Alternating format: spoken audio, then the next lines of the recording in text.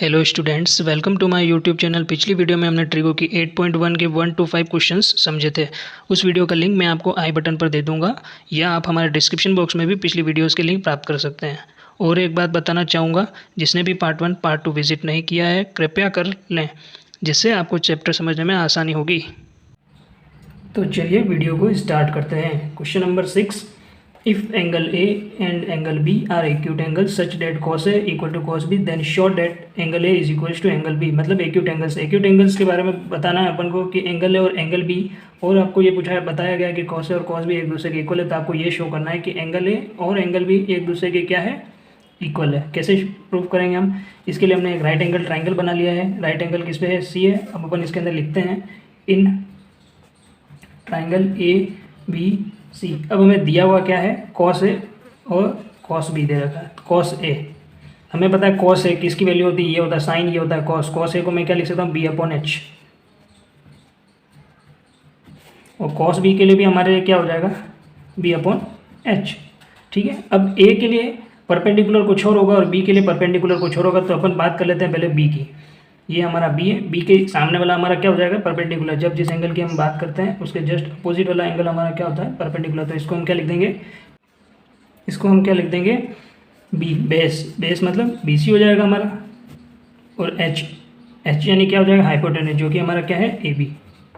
अब cos A की बात कर लेते हैं। ए के जस्ट अपोजिट वाला हमारा क्या हो जाएगा?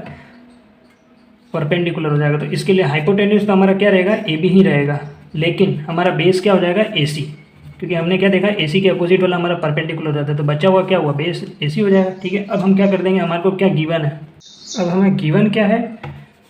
Cos a is equal to cos b. Cos a को हम क्या लिख सकते हैं? अभी हमने देखा a c upon a b. Cos b को हम क्या लिख सकते हैं? B c upon a b. दोनों एक दूसरे के इक्वल हैं, तो हम इन दोनों को एक दूसरे से क्या कर देंगे? कैंसिल कर देंगे। हमारे सामने क्या बच गया? ए सी इक्वल्स टू बी सी। मतलब कहने का मतलब ये है कि ए सी और बी सी दोनों क्या हैं? इक्वल हैं एक दूसरे के। ठीक है। तो इसके अकॉर्डिंग हम इनको क्या कह सकते हैं? Angle A is equals to angle B. ऐसा क्यों कह सकते हैं हम? हमने क्या लिख दिया? A C equals to B C और फिर angle A is equals to angle B. अब ये ऐसा हमने क्यों लिखा? क्लास 9th में आपने चैप्टर नंबर 7 में थ्योरम 7.2 विजिट करेंगे तो आपको पता चलेगा हमेशा क्यों लिखते हैं। इसके लिए मैं आपको एक चीज़ और बता दूं कि जब अपन इन दोनों को एक दूसरे इक्वल रखते हैं तो हम ये लिख सकते हैं कि angles opposite to equal sides are equal. इसका मतलब ये होता है कि एसी के जस्ट अपोजिट कौन सा एंगल है? बी है। तो एसी का जस्ट अपोजिट एंगल कौन सा हो गया? बी। और बीसी के जस्ट अपोजिट एंगल कौन सा हो गया? ए। इस वजह से हमने क्या लिख दिया? एंगल ए और एंगल बी को एक दूसरे के इक्वल लिख दिया। ठीक है। ये हो गया हमारा हैंस प्रूफ। तो चलिए 7 क्वेश्चन स्टार्ट करते हैं। 7 क्वेश्चन इंपॉर्टेंट है, तो इसलिए आप इसको फोकस करिएगा। If cot theta equal to 7/8 evaluate करना है 1 plus sine theta 1 minus sine theta upon 1 plus cos theta 1 minus cos theta. और सेकंड क्वेश्चन है 1 कोट स्क्वायर थीटा। ठीक है। तो अब अपन ने एक डायग्राम बना लिया, रफ डायग्राम, जिसके अंदर हमने ये बी सी लिख दिया और यहाँ पे थीटा लिख दिया। ठीक है। अब इतने सारे क्वेश्चन किए हमने, तो आपको एक चीज़ तो पता चल गई होगी हमें क्या करना है। अब इस जगह पे इस क्वेश्चन में हमें क्या करना है? साइन की वैल्यू पुट करानी है, कॉस की वैल्यू करानी है, और इस जगह पे हमें क्या करना है? कोट की वैल्यू पुट करानी है। तो हमें कोट की वैल्यू दे रखी है।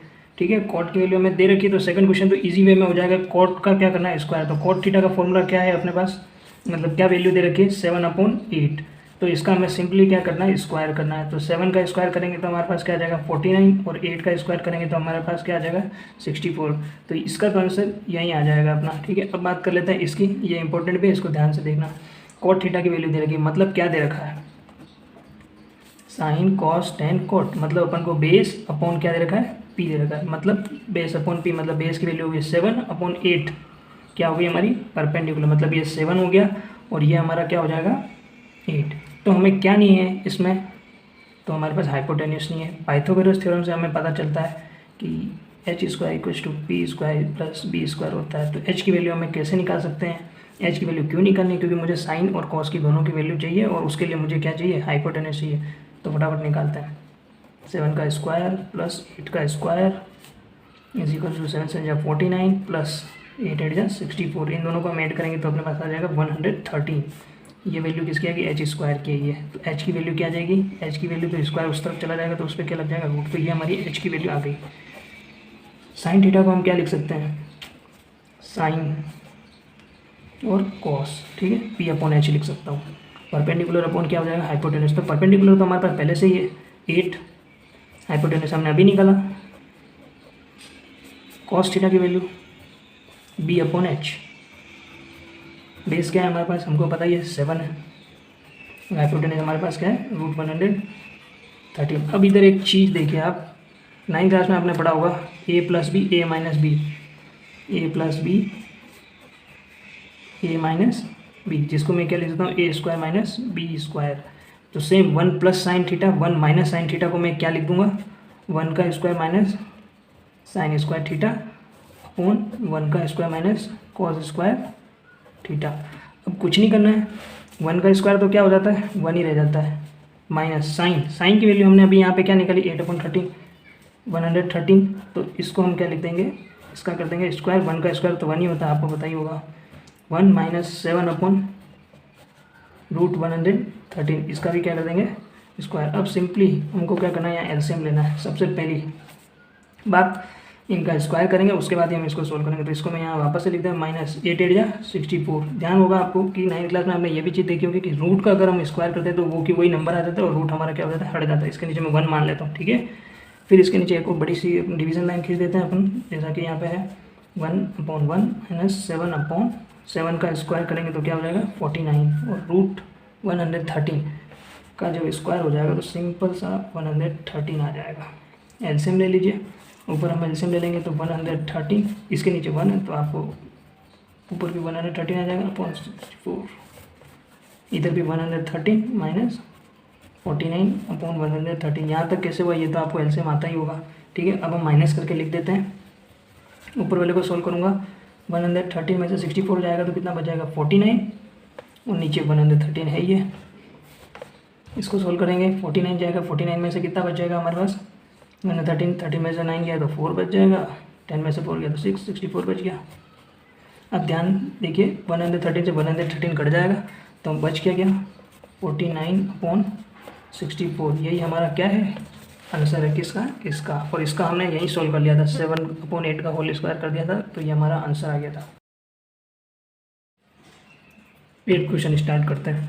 If 3 cot A = 4, check whether 1 - tan square A upon 1 + tan square is equal to cos square A minus sin square A or not। कह रहा है कि आपको एक वैल्यू दे रखी 3 cot A = 4 और आपको चेक करना है कि ये LHS = RHS है या नहीं है, ठीक है। फिर से अपन एक रफ डायग्राम बना दिया। रफ डायग्राम बार बार इसलिए बना दें ताकि हमें ये पता पड़ जाए क्या बेस है, क्या निकालना है, क्या नहीं निकालना है, इस वजह से हम बार बार बना देते हैं। क्वेश्चन नंबर 4 सेम इसी तरीके से था, वो भी ऐसा ही कुछ था, इसको हम लिख लेते हैं। 3 cot A = 4, मुझे किसकी वैल्यू चाहिए cot A की वैल्यू चाहिए, तो मैं 3 को क्या करूँगा इसके क्रॉस में अपॉन में डाल दूँगा। अब मुझे किसकी वैल्यू पता चली है cot A मतलब साइन cos tan cot मतलब B/P, मतलब मुझे बेस पता है और परपेंडिकुलर पता है, लेकिन मुझे क्या नहीं पता है हाइपोटेनस नहीं पता है, ठीक है। तो मैं एक बार इसको लिख देता हूँ, बेस की जगह 4 और परपेंडिकुलर की जगह 3, ठीक है। मुझे क्या नहीं पता है हाइपोटेनस, किसके थ्रू निकालेंगे आपको पता चल गया होगा PGT, H² = P²। ये बेस का स्क्वायर कर देंगे, बेस की वैल्यू 4 का स्क्वायर प्लस P का स्क्वायर कितना हो जाएगा, मतलब P की वैल्यू क्या है हमारे पास 3 है तो इसका स्क्वायर कर देंगे, 4 का स्क्वायर 16 प्लस 3 का स्क्वायर 9, ये जोड़ने के बाद 25 हो जाएगा। ये H² की वैल्यू हो गई, H की वैल्यू क्या है इसके ऊपर लग जाएगा रूट, H की वैल्यू आ गई हमारे पास 5, ये हमारी H की वैल्यू हो गई। इसको उठा के हम कहाँ रख देते हैं, यहाँ रख देते हैं। अब सिंपली कुछ नहीं करना है, हमको tan sin cos और साइन की वैल्यू लिखनी है यहाँ पे, tan A की वैल्यू, साइन A की वैल्यू और cos A की वैल्यू इक्वल टू लगा देते हैं। tan है sign cos tan P/B, P क्या है हमारे पास परपेंडिकुलर 3 है, बेस क्या है हमारे पास 4 है, साइन है P/H, P क्या है हमारे पास 3, H हमने अभी फाइंड किया क्या है 5 है, cos A cos B/H। इस चार्ट का इतना रोल है, देखो सारे क्वेश्चंस हमारे इसी चार्ट से हो रहे हैं, किसकी वजह से, पाकिस्तान भूखा प्यासा हिंदुस्तान हरा भरा। B की वैल्यू लिखिए 4 और H क्या है हमारे पास 5। अब LHS = RHS कर लेते हैं। LHS क्या दे रखा है हमें उसको सॉल्व कर लेते हैं पहले। 1 - tan square A मतलब tan का स्क्वायर करना है, 3/4 का क्या कर लेंगे स्क्वायर अपॉन 1 प्लस 3/4 का whole square, 1 minus 9/16, 1 plus 9/16। Solve करेंगे इसके नीचे 1 1 लगा के, एलसीएम 16 आ जाएगा, 16 माइनस 9 लिख देंगे, यहाँ पे क्या आ जाएगा 16 प्लस 9/16। 16 में से 9 जाएगा, कितना बचेगा 7 अपॉन क्या लिख देंगे 16 अपॉन 16 प्लस 9 कर देंगे, कितना हो जाएगा 25/16। अब 16 से 16 फिर से कैंसिल हो जाएगा, मतलब हमारे पास LHS की वैल्यू क्या आ गई 7/25, क्योंकि यहाँ पे अब 7 बचा और 25। अब अपन RHS सॉल्व कर लेते हैं। RHS की वैल्यू थी अपने पास cos स्क्वायर ए माइनस साइन स्क्वायर ए, तो हमें सिंपली cos का स्क्वायर करना है, मतलब 4/5 का स्क्वायर करना है माइनस साइन स्क्वायर ए करना है। साइन की वैल्यू सिंपली लिख देते हैं और उसका स्क्वायर कर देते हैं। 4 4 जा 16, 5 5 जा 25 माइनस इसका स्क्वायर करेंगे तो 9/25 इज इक्वल टू क्या आ जाएगा, एलसीएम लेना पड़ेगा, 25 आ जाएगा एलसीएम, 16 में से 9 जाएगा तो हमारे पास क्या बच जाएगा 7/25। तो ये हमारी LHS की वैल्यू आ गई और ये हमारी RHS की वैल्यू आ गई। तो हम लिख देंगे LHS equals to RHS, then hence proof.